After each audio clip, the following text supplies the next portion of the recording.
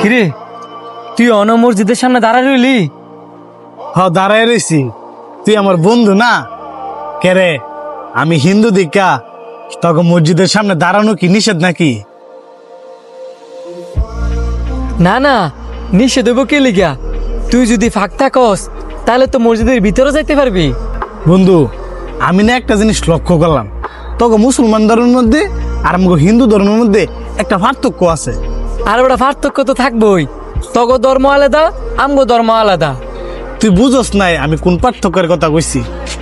এই যে তখন মসজিদের মধ্যে ধনী গরিব ছোট বড় সবাই একসাথে নামাজ পড়ে। আমরা সবাই একসাথে নামাজ পড়ি, তোরা হিন্দুর অত সবাই একসাথে পূজা দেস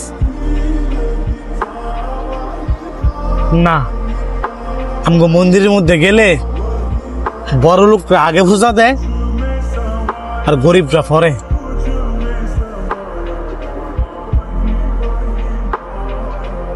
ওইসে লহে দিকে ঘুরতাম যাই, এক লগে চা খামনে।